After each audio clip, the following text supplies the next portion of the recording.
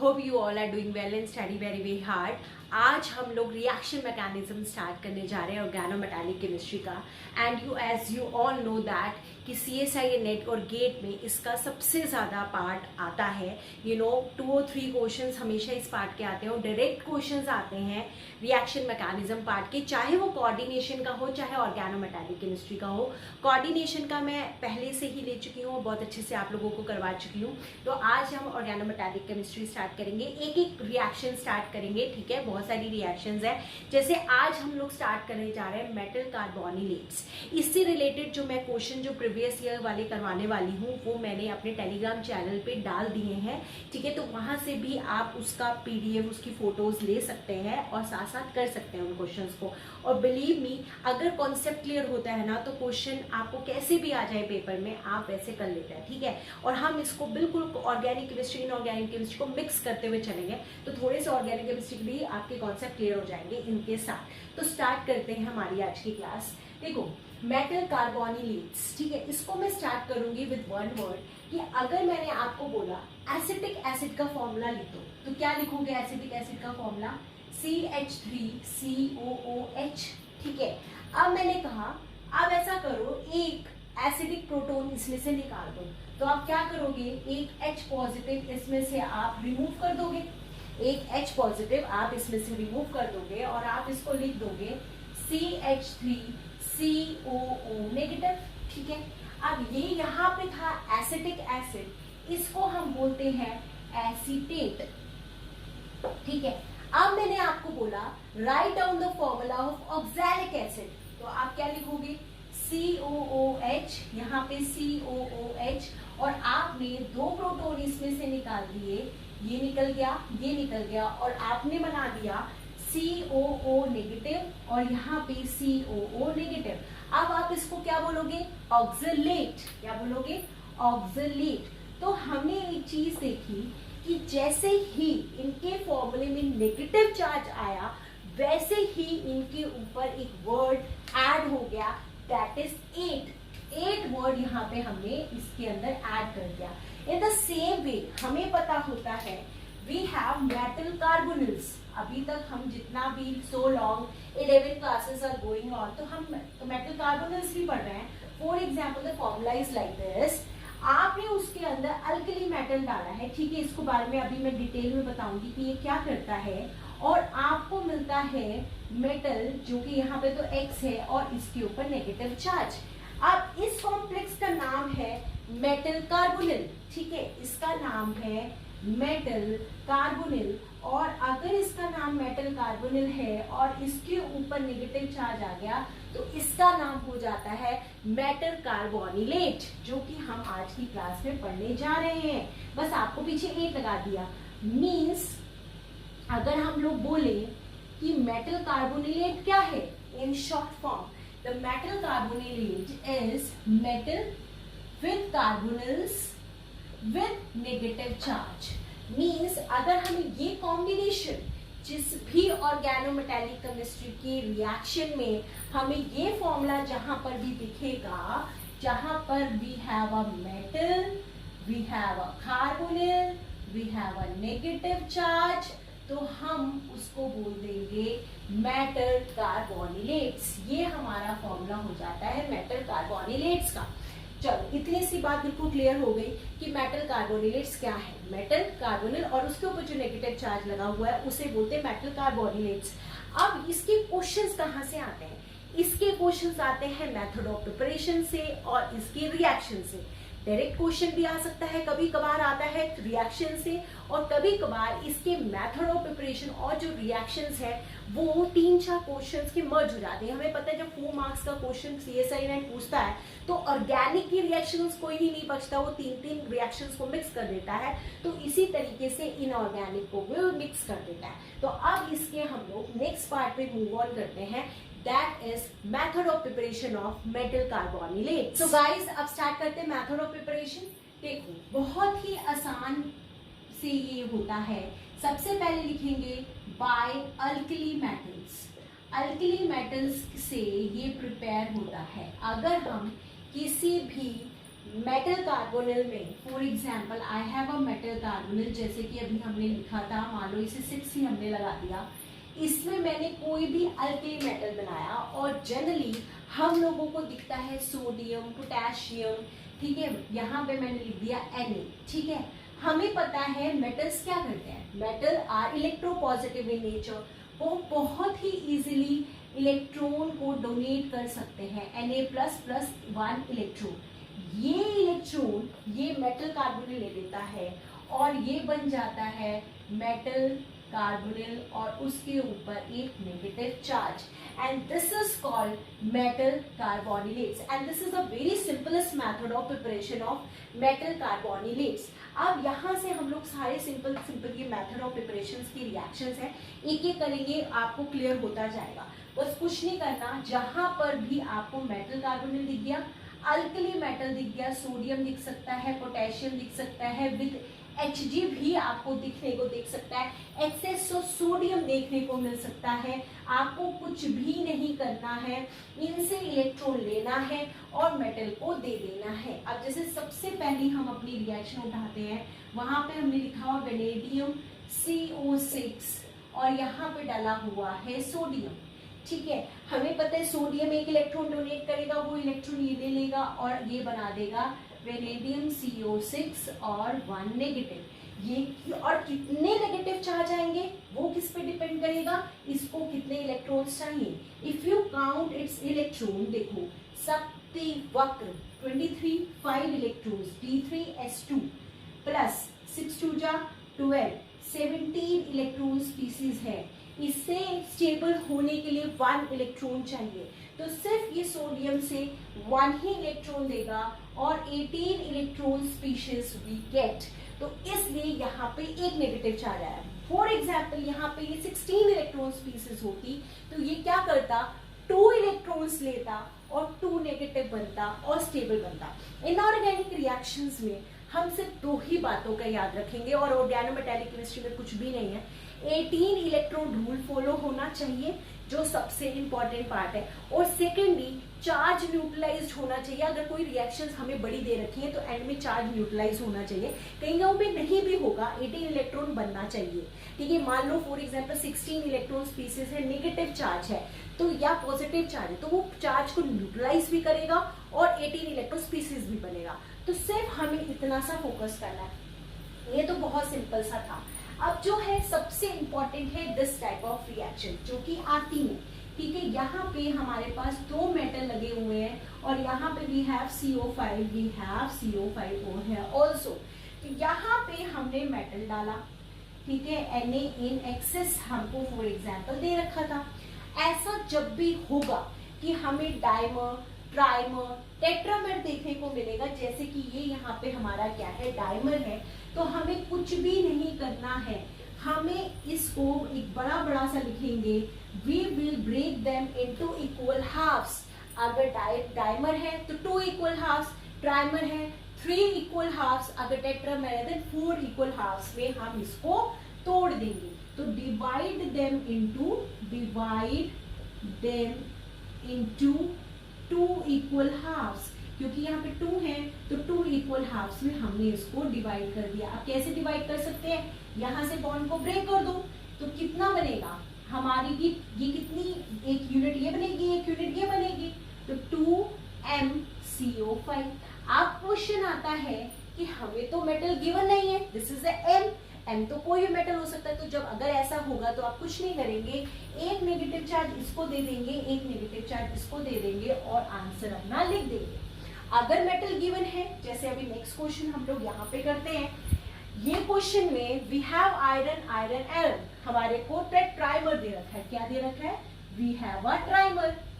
अब इसको 3 equal units में हम लोग डिवाइड करेंगे। कैसे करेंगे, यहां से ब्रेक करेंगे, यहां से ब्रेक करेंगे, यहां से ब्रेक करेंगे, ठीक है। हमें आयरन गिवन है, अब क्योंकि ये 3 यूनिट्स है तो हम क्या लिखेंगे, 3 लिखेंगे। और कौन सी यूनिट्स है, FeCO4।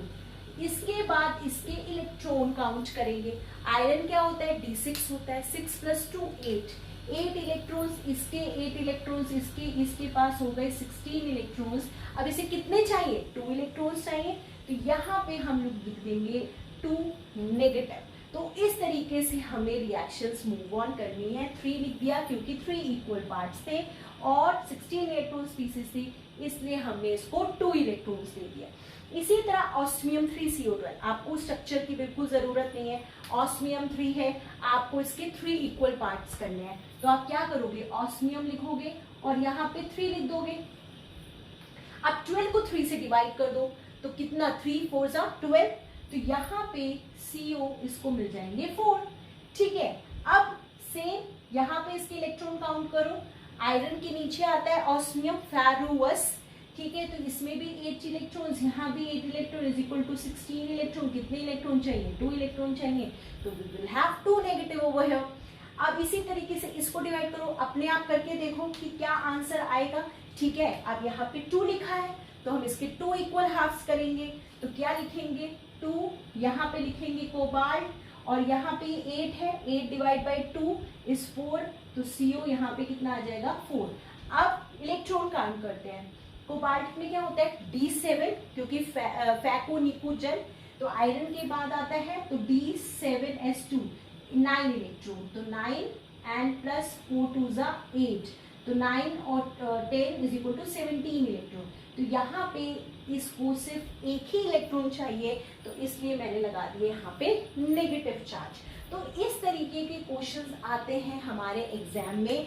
अगर सोडियम आपको कहीं पे भी दिख जाए, सोडियम दिख जाए, पोटेशियम दिख जाए, Na के साथ Hd दिख जाए, तो बस आपको कुछ भी नहीं करना है, आपको मेटल कार्बोनिलेट बनाना है। अब एक और छोटा सा क्वेश्चन करते हैं इसके, यही एक मेथड ऑफ प्रिपरेशन है जो कि इम्पॉर्टेंट है और जो रिएक्शन के अंदर आता है। अब एक और क्वेश्चन करते हैं अच्छा सा, उसके बाद आगे मूव ऑन करेंगे। ठीक है, यहाँ पे iron C double bond O, आपको इसमें सोडियम डाला हुआ है एक्सेस में, आपको प्रोडक्ट बनाना है। आपको इससे मतलब नहीं है कि आपको क्या ऑप्शंस दे रखे हैं, आपको पहले से आना चाहिए कि क्या प्रोडक्ट बन सकता है। ठीक है, आपको यहाँ पे सोडियम इन एक्सेस दिया हुआ है, आपको कुछ भी नहीं करना है, इसको इक्वल पार्ट्स में डिवाइड करना है कि दोनों को इक्वल यूनिट्स मिल जाए। तो हम क्या करेंगे, यहाँ से ऐसे ब्रेक कर देंगे। ठीक है, एक यूनिट ये हो गई, एक यूनिट ये हो गई, तो हमारा क्या यूनिट मिली हमें, Fe, यहाँ पे मान लो Cp लिख दिया मैंने, क्योंकि ये Cp लिख सकते हैं, Cp लिगेंड है, और CO मेरे 2 है। ठीक है, ऐसी कितनी यूनिट्स हैं, ये 2 यूनिट्स हैं। अब इस पे क्या चार्ज आएगा, काउंट द इलेक्ट्रॉन्स।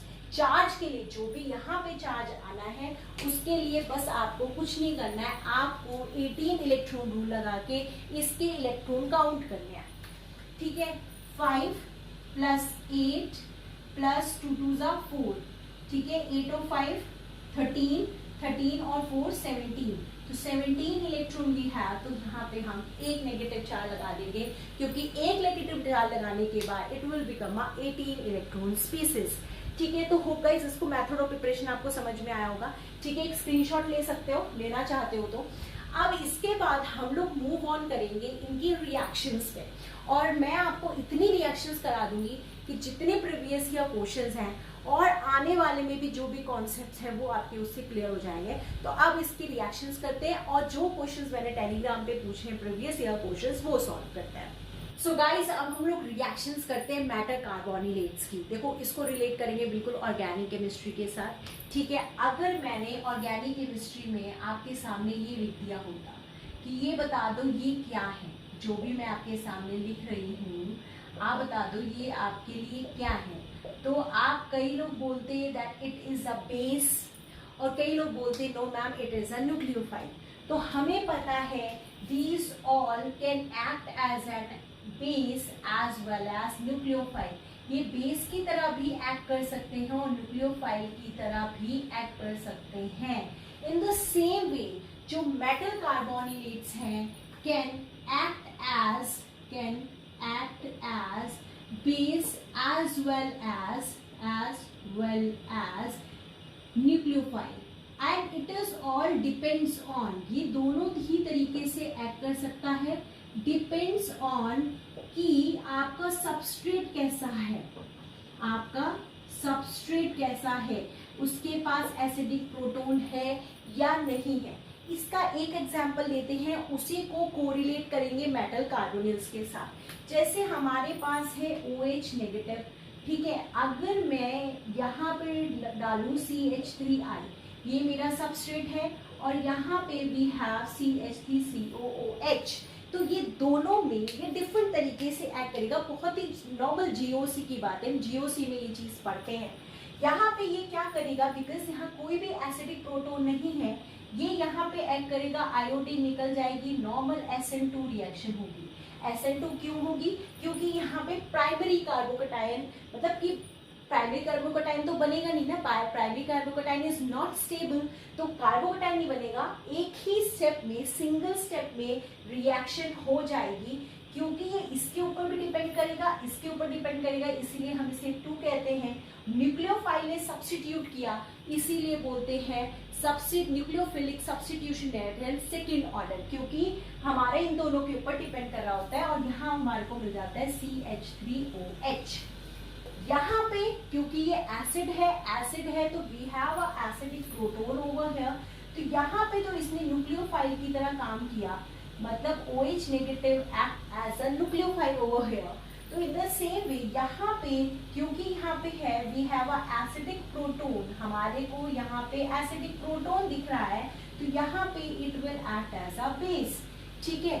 यहाँ पे ये बेस की तरह काम करेगा। जब भी आपका जो न्यूक्लियोफाइल है या बेस है, अगर प्रोटोन को एक्सट्रैक्ट करता है तो वो बेस की तरह काम करता है, वो कार्बन के ऊपर एक्ट करता है तो न्यूक्लियोफाइल में करता है। देखो ये this is the organic part, ठीक है, ये छोटा सा था, बस इसको मैं कोरिलेट करा रही हूँ यहाँ पे, है ना।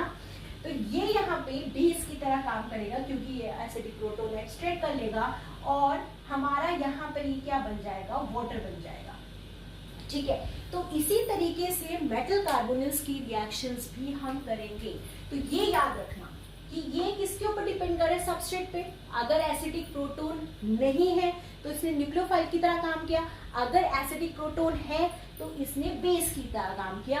तो इसी तरीके से ये डिपेंड करेगा सबस्ट्रेट के ऊपर। हमारा यहाँ पे सबस्ट्रेट है, सबस्ट्रेट के ऊपर डिपेंड करेगा कि हमारी रिएक्शन कैसे होने वाली है। न्यूक्लियोफिलिक रिएक्शन हो रही है कि वो बेस की तरह काम करने वाला है, ठीक है। तो एक पहले सिंपल सा कोई एक रिएक्शन में करवाती हूँ, जैसे मान लो MnCO5 ये वाली है, ठीक है, फिर उसके प्रोडक्ट यहाँ लिख देंगे, यहाँ पे ये है, ठीक है।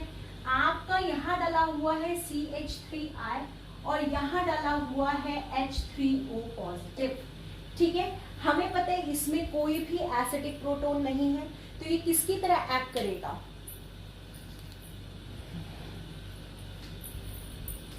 तो यहाँ पे किसकी तरह एक्ट करेगा, न्यूक्लियोफाइल की तरह एक्ट करेगा। ये यहाँ से निकल जाएगा, तो यहाँ पे प्रोडक्ट हमको मिल जाएगा MnCO5CH3, MnCO5CH3 आ जाएगा, क्योंकि इस पे पॉजिटिव है, इस पे नेगेटिव है। ये नेगेटिव चार्ज जो है, नेगेटिव चार्ज इस CH3 के ऊपर डिपेंड करेगा, और ये अपना क्या हो जाएगा, न्यूट्रलाइज्ड हो जाएगा।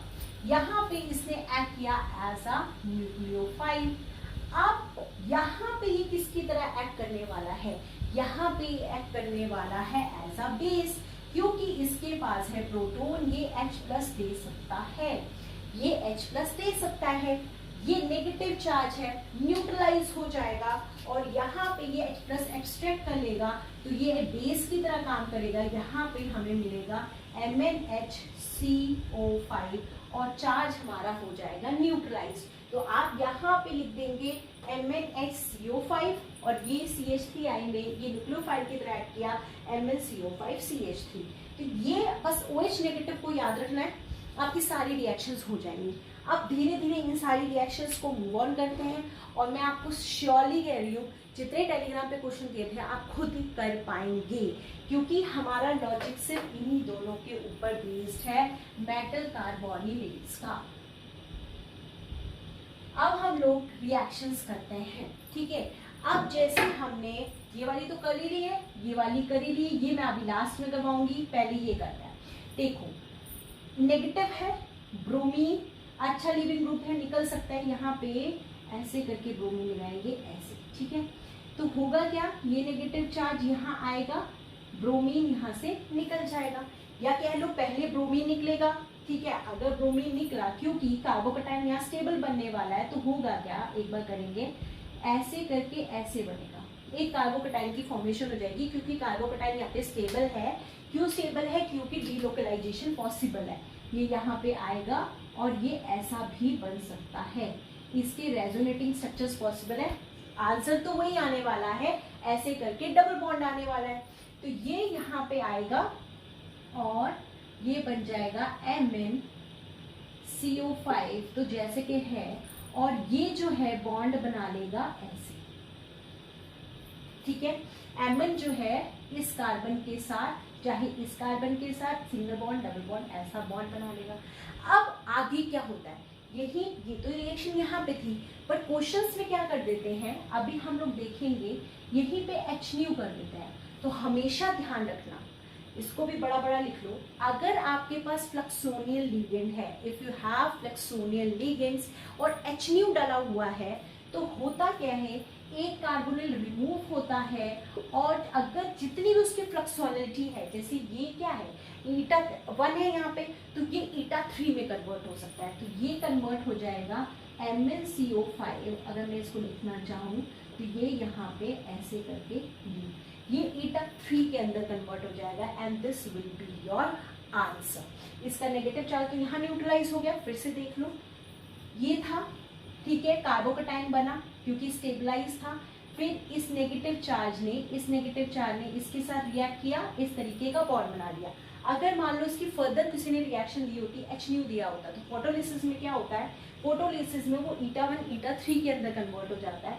तो ये यहाँ पे इसका आंसर होगा। यही क्वेश्चन मैंने टेलीग्राम में भी पूछा, उसको एक बार डिस्कस कर लेंगे, अब आप खुद कर पाओगे उस क्वेश्चन को, ठीक है। अब यहाँ पे आते हैं, ये कुछ भी नहीं है, ये दे रखा है R3Si और यहाँ पे Cn, बस नेगेटिव चार्ज आएगा, इसको तोड़ेगा, Cn नेगेटिव निकल जाएगा। तो हमारा प्रोडक्ट क्या बनेगा, किसी और पेन से निकालते हैं, MnCO5 SiR3 बॉन्ड बना लेगा, MnCO5, अब इसको तो रब कर देते हैं, CO5 SiR3 न्यूट्रलाइज हो जाएगा और ये हमारा बॉन्ड बन जाएगा, ठीक है। क्योंकि यहाँ पे नेगेटिव चार्ज है, इसे पॉजिटिव के साथ ये बॉन्ड बनाएगा, तो ये पॉजिटिव और ये नेगेटिव। इसी तरह X2 क्या हो सकता है, X ब्रोमीन हो सकता है, क्लोरीन हो सकता है, आयोडीन हो सकता है, मीन्स यहाँ पे Br, बस अगर ये नेगेटिव डेल्टा नेगेटिव, तो ये डेल्टा पॉजिटिव, ये आएगा, ये यहाँ से निकल जाएगा। तो इसका आंसर होगा MnCO5 Br, और ये हो गया न्यूट्रलाइज, क्योंकि ये पॉजिटिव, ये नेगेटिव, न्यूट्रल हो जाएगा, ये आएगा। अब ये रिएक्शन बहुत इंपॉर्टेंट है, थोड़ा सा इसको रब कर लेते हैं और फिर आगे मूव ऑन करते हैं, ठीक है। देख लो अच्छे से, ठीक। अब हम लोग आगे करते हैं। ये रिएक्शन बहुत इंपॉर्टेंट है, मैं तो कहूंगी कि आप लोग खुद करके देखो, CF3I के साथ बना के देखो, प्रोडक्ट क्या बन रहा है आप लोगों का। I want you all to do that. एक बार खुद अटेम्प्ट करो कि CF3I लगेगा तो क्या आप प्रोडक्ट बनाने वाले हो। आपने ऐसा तो नहीं कि ऐसा कर दिया, इसे नेगेटिव इसे पॉजिटिव, ये यहाँ पे आया और ये यहाँ से निकल गया और आपने बनाया MnCO5 और यहाँ लिख दो CF3 और ऐसा करके कुछ बना दिया। अगर आपने ऐसा बनाया है तो वेरी गुड ना, इसको बड़ा बड़ा क्रॉस कर दो, ठीक है। क्यों, क्योंकि ये है carbon with fluorine and fluorine, यहाँ पे फ्लोरीन और यहाँ पे आयोडीन, ठीक है। इट इज इलेक्ट्रोनेगेटिव स्पीसीज, तो यहाँ पे डेल्टा नेगेटिव, तो इस पे कितने, देखो एक की वजह से डेल्टा पॉजिटिव, दूसरे की वजह से, तीसरे की वजह से, तो 3 डेल्टा पॉजिटिव। अब इतना ज्यादा ये डेल्टा पॉजिटिव क्रिएट हो जाएगा फ्लोरीन की इलेक्ट्रोनेगेटिविटी की वजह से कि इसके भी इलेक्ट्रॉन ये अपनी तरफ खींचेगा और इसके सामने माइंडेड ये बन जाएगा 3 डेल्टा नेगेटिव और ये बन जाएगा 3 delta positive. It is a very important point because fluorine is more electronegative, तो कार्बन से सारे इलेक्ट्रॉन खींचेगा, कार्बन आयोडीन से खींचेगा और उसका इफेक्ट पड़ेगा आयोडीन के ऊपर, और आयोडीन के ऊपर पॉजिटिव चार्ज आ जाएगा और पूरी स्पीशीज के ऊपर नेगेटिव चार्ज आ जाएगा। इसे हम बोलते हैं रिवर्सल ऑफ पोलैरिटी। इसे हम बोलते हैं reversal of polarity. Polarity change हो गई, रिवर्सल ऑफ पोलैरिटी, आपकी पोलैरिटी चेंज हो गई। तो ऑब्वियस सी बात है, ये नेगेटिव है, ये प्लस के ऊपर करेगा और ये निकल जाएगा। इसका आंसर होगा MnCO5 iodine. This will be the answer, क्योंकि यहाँ पे फ्लोरीन की वजह से इनकी पोलैरिटी चेंज हो गई। क्योंकि अभी हम कर रहे थे CH3I, उसमें ये नेगेटिव था, ये पॉजिटिव था, पर वहां पे वी हैव हाइड्रोजन्स और यहाँ पे वी हैव फ्लोरीन, तो यहाँ पे रिवर्सल ऑफ पोलैरिटी हो जाएगा और हमारा आंसर ये हो जाएगा। अब ये करते हैं, this is also very important question. इससे सारे कॉन्सेप्ट सब क्लियर हो जाएंगे। फिर हम लोग करते हैं अपने प्रीवियस ईयर क्वेश्चंस। ठीक है, बड़ा अच्छा क्वेश्चन है ये भी, इसको करेंगे फिर आगे मूव ऑन करेंगे। ठीक है, देखो ये है Cr, एक बार दोबारा लिख लेते हैं, CrCO5 नेगेटिव, R3COCl, और यहाँ पे सेकेंड स्टेप में डला हुआ है ये BF4 नेगेटिव और ये पॉजिटिव, ये 1, ये सेकेंड, ये है 2 नेगेटिव। ठीक है, 2 नेगेटिव है, ये है R3COCl। इसको कैसे लिख सकते हो, R3C+OCl। ठीक है, नेगेटिव चार्ज है, न्यूक्लियोफाइल की तरह एक्ट करेगा, कार्बोनिल हमेशा इलेक्ट्रोफाइल की तरह एक्ट करता है। ये यहाँ पे चला जाएगा, ठीक है, क्या बन जाएगा, O नेगेटिव बन जाएगा और ये यहाँ के बॉन्ड बना लेगा। मीन्स ये कैसे बनेगा, ये हमारा बनेगा CrCO5 और ये CO नेगेटिव। ठीक है, यहाँ पे Cl है, ठीक, इसका बॉन्ड इसके साथ और इसका बॉन्ड यहाँ पे R3 के साथ, ये वापस आएगा, Cl यहाँ पे निकल जाएगा, तो हमारे को क्या मिल जाएगा, CrCO5 C+O R3, हमको ये मिल जाएगा। मीन्स Cl को निकाल देंगे, C+O R3 हम यहाँ पे लगा देंगे। अब है नेक्स्ट ये वाला step, this is a very important step. अच्छा, इसके ऊपर बचेगा एक नेगेटिव चार्ज, क्योंकि एक नेगेटिव चार्ज तो इसने दे दिया, अब इसके ऊपर पड़ेगा एक नेगेटिव चार्ज। इसी को हम लिख सकते हैं, ऐसे भी लिख सकते हैं, CrCO5, इसके ऊपर नेगेटिव चार्ज C+O R3, ऐसा भी हम इसको लिख सकते हैं। ठीक है, अब देखो, अब ये जो नेगेटिव चार्ज है ये ऐसा भी हो सकता है, डीलोकलाइज्ड भी हो सकता है, तो ये हो जाएगा CO5 Cr+C O नेगेटिव, यहाँ पे R3। ठीक है, अब ये जो होता है ना, इसको बड़ा बड़ा लिखेंगे, इट इज एन अल्कलाइटिंग एजेंट। ये अल्काइल ग्रुप देने का काम करता है, अल्कलाइटिंग एजेंट होता है ये अल्काइल ग्रुप दे देता है, CH3 ग्रुप देता है। कैसे देता है, देखो ये होता है O पे positive, R R and R, ये एस पॉजिटिव निकलता है, इस पे नेगेटिव चार्ज आता है, नेगेटिव पॉजिटिव न्यूट्रलाइज हो जाएगा, R पॉजिटिव यहाँ से निकल जाएगा। अब ये R पॉजिटिव इसके साथ जाके बॉन्ड बना लेगा, R पॉजिटिव इसके साथ यहाँ से R पॉजिटिव आएगा, and your product will be CO5 Cr+, COR और यहाँ पे R3। This is your answer of this reaction. अल्कलाइटिंग agent में वी कैन ऑल्सो यूज हमारा CH3I भी यूज हो सकता है, मतलब सेकेंड स्टेप में। थर्ड मतलब कि सेकेंड स्टेप में हम लोग एक और डाइजोनियम सॉल्ट्स भी यूज कर सकते हैं। ये सारे के सारे अल्काइल देने का काम करेगा और यहाँ पे OR मिल जाएगा, तो दिस इज और आंसर। ठीक है, तो अब हम लोग करते हैं जो मैंने टेलीग्राम पे प्रीवियस ईयर क्वेश्चंस किए थे। तो गाइस अब प्रीवियस ईयर क्वेश्चंस करते हैं। ठीक है, ये दिसंबर 2015 में आया था। The final product of the reaction of carbonyl metallates, मैं आपको यहाँ पे लिख देती हूँ, ये आपको दे रखा है वेनेडियम CO6 नेगेटिव, और आपको दे रखा है कोबाल्ट CO4 नेगेटिव। देखो इसकी पूरी की पूरा PDF टेलीग्राम पे है, इन क्वेश्चंस के भी ये फोटोज टेलीग्राम पे तो वहां से ले सकते हैं, ठीक है।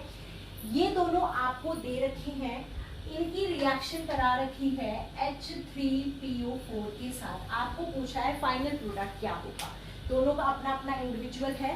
तो देखो ये हमें पता है एसिड है, ये H+ देने का काम करेगा, ये H+ देने का काम करेगा। और यहाँ पे वेनेडियम CO6 है, वो पहले से 6 कोऑर्डिनेटेड है। अच्छा एक और बात को ध्यान रखेंगे, अगर कोऑर्डिनेशन नंबर 6 है तो 7 तो बहुत टफ होता है कार्बोनिल्स वाले सिस्टम में बनाना, ठीक है, इट्स वेरी टफ। तो ये H तो नहीं ले सकता, ये H तो नहीं ले सकता। अब होगा क्या, ये अपना नेगेटिव चार्ज H+ को दे देगा, H+ एक इलेक्ट्रॉन लेगा और हाफ ऑफ हाइड्रोजन गैस बन के निकल जाएगा। इससे होगा क्या, इसका ये जो नेगेटिव चार्ज है वो हो जाएगा न्यूट्रलाइज और हमें मिलेगा वेनेडियम CO6, क्योंकि H तो ये ले नहीं सकता। अगर ये आपसे सोचो H वेनेडियम CO6 बन जाएगा तो इसका कोऑर्डिनेशन नंबर 7 हो जाएगा, तो ये तो काफी ज्यादा अनस्टेबल हो जाएगा। तो एक ही ऑप्शन यही है कि ये अपने चार्ज को न्यूट्रलाइज कर दे इसके साथ रिएक्शन करके। यहाँ पे क्या होगा, क्योंकि ये है CO4 मतलब कोऑर्डिनेशन नंबर है 4, तो ये H को एक्सेप्ट कर सकता है, ये जो है H+ को एक्सेप्ट कर लेगा और ये बना लेगा HCO4। तो ए ऑप्शन में we have vanadium CO6 and HCO4 and that will be your answer। ये दोनों हमारे रिस्पेक्टिवली बनने वाले हैं। अब नेक्स्ट करते हैं, देखो नेक्स्ट बहुत आसान है। सोडियम के साथ eta5C5H5 आयरन CO2 दे रखा है, मैं आपको लिख रही हूँ ताकि आपको क्वेश्चंस की वो ना पड़े, ठीक है, ये तो हमारा ऐसे होगा। अब नेक्स्ट क्वेश्चन जो हम लोग करने जा रहे हैं वो हमारा नेट दिसंबर 2014 में पूछा गया था, ठीक है। इसमें क्वेश्चन है क्या, हमारा यहाँ पे दे रखा है सोडियम के साथ eta5C5H5 और आयरन और CO2, ठीक है। तो आयरन है, यहाँ पे eta5 है, eta5 मतलब ऐसा होगा, यहाँ पे CO, यहाँ पे CO, Na दे रखा है तो इसके ऊपर क्या आ जाएगा, नेगेटिव चार्ज आ जाएगा, ठीक है। इसकी रिएक्शन करानी हमें ब्रोमीन के साथ। अभी हमने कहा, मैंने कहा अगर मेटल है, कार्बोनिल है, नेगेटिव चार्ज है, तो ये मेटल कार्बोनिलेट्स है, तो ये कैसे रिएक्शन देता है, ये पॉजिटिव पे करता है, ये ऐसे निकल जाता है, तो ये हमारा आंसर हो जाएगा। ये बनेगा हमारा A, ये आयरन, ये CO, ये CO और ये हमारा ब्रोमीन। तो इसलिए बोला जब ये बनता है, A बनता है, रिएक्शन ऑफ A, ठीक है, ये A बन गया, फिर इसकी रिएक्शन होती है लिथियम एल्यूमिनियम हाइड्राइड के साथ।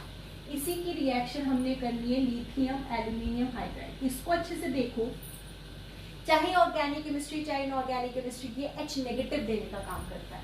ये H नेगेटिव देगा, यहाँ से ब्रोमीन नेगेटिव निकलेगा और हमारे को मिल जाएगा यहाँ पे पेंटा रिंग आयरन, यहाँ पे H, यहाँ पे CO, ये CO, ये मेरा बना A, this is our B।